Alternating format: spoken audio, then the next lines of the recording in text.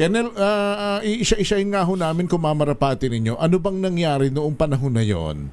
At sino-sino ba itong mga involved? Yes, itong nangyari nga sa na encounter sa Negros Occidental ay dulot ito ng impormasyon na binigay sa ating mga kasunduluhan na mayroong presensya ng mga armadong grupo doon sa barangay Salamanca, Tubuso, Negros Occidental.